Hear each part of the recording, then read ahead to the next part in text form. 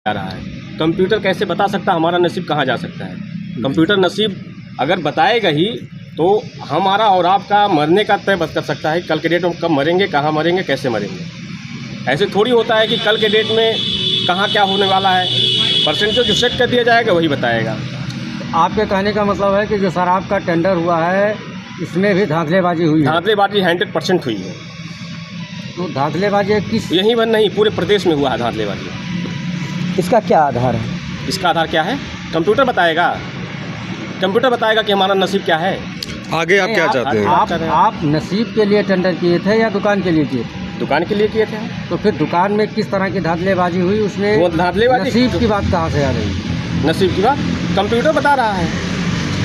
तो कंप्यूटराइज है तो कंप्यूटर ही तो सारे कंप्यूटर कैसे नसीब बता सकता है, आप बताइए मुझे। तो क्या नसीब के आधार पर टेंडर थोड़ी ना होना है? तो वहाँ नसीब के आधार पर टेंडर हुआ है। जी, आपका कहना है कि टेंडर जो हुआ है वो नसीब के आधार पे हुआ। नसीब के आधार पे हुआ। बहुत जबरदस्त धांधलेबाजी हुई है। 100% धांधलेबाजी हो, बहुत ज़बरदस्त धांधलेबाजी हुई है। तो इससे 100% ये जान के चले कि 70% जनता असंतुष्ट है, आवेदक जितने हैं। तो मीडिया के माध्यम से आप क्या संदेश देना चाह रहे हैं? संदेश यही देना चाहते हैं कि जितने सब लोग आवेदक थे उनका 50% पैसा जो सरकार का खर्चा गया हो 50% पैसा उनका रिटर्न हो।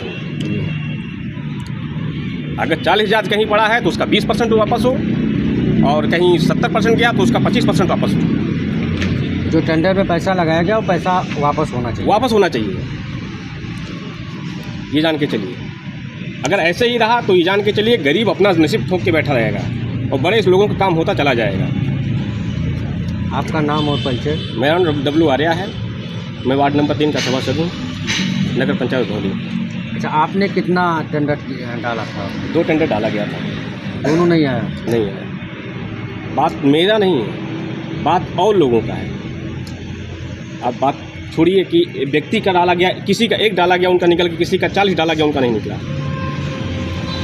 शराब के ठेके को लेकर के जो टेंडर हुआ है उसमें ज़बरदस्त घोटाले की बात सामने आई है, जिसका जो है प्रत्यक्ष प्रमाण डब्लू आर्या जी के द्वारा दिया जा रहा है। मेरे द्वारा भी है और इनका जितने टेंडर हैं इनके माध्यम से सभी लोगों का यही कहना है कि जो सरकार को टेंडर के लिए पैसा दिया गया है उसमें वो पैसा उस अभ्यर्थी को वापस किया जाए। वापस किया जाए, 25% वापस किया जाए पैसा उसका, ये जान के चलिए।